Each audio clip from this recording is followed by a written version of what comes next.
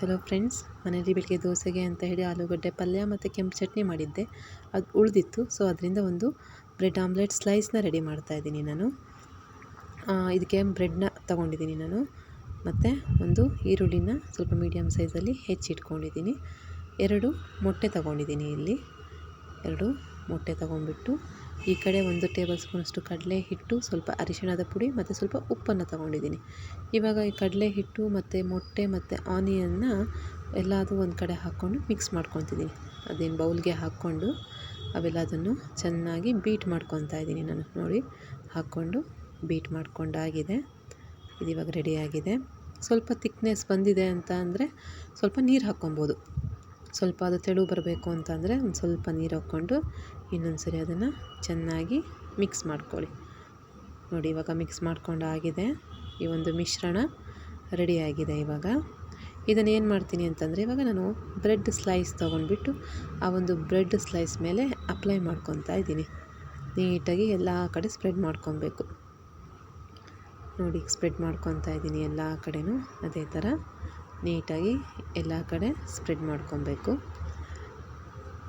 2 bread ಸ್ಲೈಸ್ಗೆ spread ಮಾಡಿ ಇಟ್ಕೊಬೇಕು ಮೊದಲನೇದಾಗಿ. ಈಗ ಫಸ್ಟ್ ನಾನು ಒಂದು ಮಾಡ್ಕೊಂಡಿದ್ದೀನಿ.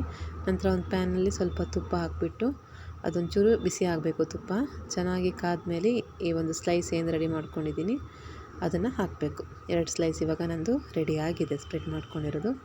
ಸೊ ಇವಾಗ ಪ್ಯಾನ್ಗೆ ನಾನು ಆ ಸ್ಲೈಸ್ಗಳನ್ನು ಹಾಕ್ತಾಯಿದ್ದೀನಿ. ಅದೇನೊಂದು ಸ್ಪ್ರೆಡ್ ಮಾಡ್ಕೊಂಡಿದ್ದೀನಲ್ಲ ಎಗ್ದು, ಅದನ್ನು ಫಸ್ಟು ಬೇಯಿಸ್ಕೊಬೇಕು ಚೆನ್ನಾಗಿ ಫಸ್ಟು.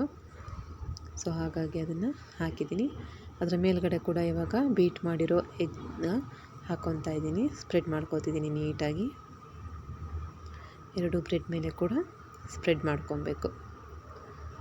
ನೋಡಿ, ಈ ಥರ ನೀಟಾಗಿ ಸ್ಪ್ರೆಡ್ ಮಾಡ್ಕೊಂಡಾದ್ಮೇಲೆ ಟರ್ನ್ ಮಾಡ್ಕೊಬೇಕು. ನೋಡಿ, ಇವಾಗ ಒಂದು ಕಡೆ ಎಷ್ಟು ಚೆನ್ನಾಗಿ ಬೆಂದಿದೆ ಅಂತ ಹೇಳಿ 2 ಬ್ರೆಡ್ ಸ್ಲೈಸ್ನ ಕೂಡ ತಿರುಗಿಸ್ತಾ ಇದ್ದೀನಿ. ನೀಟಾಗಿ ಬೆಂದಿದೆ ನೋಡಿ. ಇವಾಗ ನಾನು ಅದ್ರ ಮೇಲೆ ಕೆಂಪು ಚಟ್ನಿನ ಅಪ್ಲೈ ಮಾಡ್ತೀನಿ. ಕೆಂಪು ಚಟ್ನಿನ ನಾನು ಸ್ವಲ್ಪ ಒಣಮೆಣಸನ್ನು ನೆನೆಸಿಟ್ಕೊಂಡಿದ್ದೆ ಒಂದು 5 ಮಿನಿಟ್ಸು. ಆಮೇಲೆ ಅದಕ್ಕೆ ಶುಂಠಿ ಬೆಳ್ಳುಳ್ಳಿ ಪೇಸ್ಟು ಮತ್ತು ಉಪ್ಪು, ಈ ಹುಣಸೆ ಹಣ್ಣಿಂದು ಪಲ್ಪನ್ನು ಹಾಕಿ ರೆಡಿ ಮಾಡಿದ್ದೆ. ನಾನು ನೆಕ್ಸ್ಟ್ ವೀಡಿಯೋದಲ್ಲಿ ನಿಮಗೆ ಕೆಂಪು ಚಟ್ನಿ ಮಾಡೋದು ಹೇಗೆ ಅಂತ ಹೇಳ್ಕೊಡ್ತೀನಿ. ಮಸಾಲೆ ದೋಸೆಗೆ ಅಂತ ರೆಡಿ ಮಾಡ್ಕೊಂಡಿದ್ದು. ಸೊ ಇವಾಗ ಇದನ್ನ ಅಪ್ಲೈ ಮಾಡಿಕೊಂಡು ನಂತರದಲ್ಲಿ ಪೊಟ್ಯಾಟೊದೊಂದು ಗ್ರೇವಿ ಏನಿದೆ ಆ ಸಬ್ಜಿನ ಅದ್ರ ಮೇಲೆ ಹಾಕ್ತಾಯಿದ್ದೀನಿ. ನೀಟಾಗಿ ಎಲ್ಲ ಕಡೆನೂ ಹಾಕ್ಕೊಬೇಕು. ಹಾಕ್ಕೊಂಡ್ಬಿಟ್ಟು ಏನು ಮಾಡಬೇಕು ಅಂದರೆ, ಇನ್ನೊಂದು ಸ್ಲೈಸು ಬ್ರೆಡ್ ಸ್ಲೈಸ್ ಬೆಂದಿದೆ ಅಲ್ವಾ, ಅದನ್ನು ಅದ್ರ ಮೇಲೆ ಕವರ್ ಮಾಡಬೇಕು. ನೀಟಾಗಿ ಈ ಥರ ಕವರ್ ಮಾಡಬೇಕು. ಕವರ್ ಮಾಡಿ ಪ್ರೆಸ್ ಮಾಡಬೇಕು. ಆಮೇಲೆ ಅದಕ್ಕೆ ಅದ್ರ ಮೇಲೆ ಸ್ವಲ್ಪ ತುಪ್ಪ ಹಾಕಬೇಕು. ಅದು ಬ್ರೆಡ್ಗೆ ನೋಡಿ ತುಪ್ಪದ್ದು ಫ್ಲೇವರು ತುಂಬ ಚೆನ್ನಾಗಿ ಬರುತ್ತೆ. ಸೊ ಹಾಗಾಗಿ ನಾನು ತುಪ್ಪ ಯೂಸ್ ಮಾಡ್ತಾಯಿದ್ದೀನಿ ಇಲ್ಲಿ. ತುಪ್ಪನ ಹಾಕಿಬಿಟ್ಟು ನೀಟಾಗಿ ಟರ್ನ್ ಮಾಡಿ, ಅದು ಹೀಟ್ಗೆ ಅಬ್ಸರ್ವ್ ಆಗಬೇಕು ತುಪ್ಪ. ಬ್ರೆಡ್ಗೆ ತುಪ್ಪದ ಟೇಸ್ಟು ತುಂಬ ಚೆನ್ನಾಗಿ ಬರುತ್ತೆ. ಹಾಗಾಗಿ 2 ಕಡೆ ಕೂಡ ತುಪ್ಪ ಹಾಕ್ಕೊಂಡು ಚೆನ್ನಾಗಿ ಬೇಯಿಸ್ಕೊತಾ ಇದ್ದೀನಿ. ಹಾಕ್ಕೊಂಡೋದಾಗೆ ಈಗ ಒಂದು ಕಡೆ ಬೆಂದಾಗಿದೆ, ತುಪ್ಪ ಹಾಕ್ಕೊಂಡಿದ್ನಲ್ವ. ಸೊ ಈ ಸೈಡ್ ಕೂಡ ಟರ್ನ್ ಮಾಡ್ತಾಯಿದ್ದೀನಿ. ಟರ್ನ್ ಮಾಡಿ 2 ಕಡೆ ಬೇಯಿಸ್ಕೊಂಡಿದ್ದೀನಿ. ಈಗ ನೋಡಿ, ಇವಾಗ ಬ್ರೆಡ್ ಪೊಟ್ಯಾಟೊ ಸ್ಲೈಸ್ ರೆಡಿಯಾಗಿದೆ. ನೋಡಲಿಕ್ಕೂ ನೋಡಿ ಚೆನ್ನಾಗಿ ಕಾಣ್ತಾ ಇದೆ ಅಲ್ವಾ. ಇದನ್ನ ಇವಾಗ ಒಂದು ಮಧ್ಯದಲ್ಲಿ ಕಟ್ ಮಾಡ್ಕೊತಾ ಇದ್ದೀನಿ.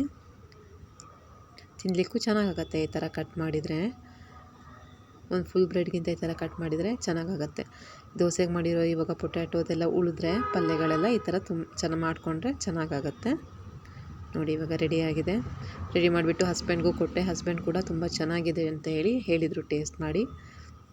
ಬಿಸಿ ಬಿಸಿಯಾಗಿ ಕೊಟ್ಟರೆ ಚೆನ್ನಾಗಿರುತ್ತೆ ತಿನ್ನಲಿಕ್ಕೆ. ನನ್ನ ಯೂಟ್ಯೂಬ್ ಚಾನಲ್ನ ಸಬ್ಸ್ಕ್ರೈಬ್ ಮಾಡಿ. Thank you.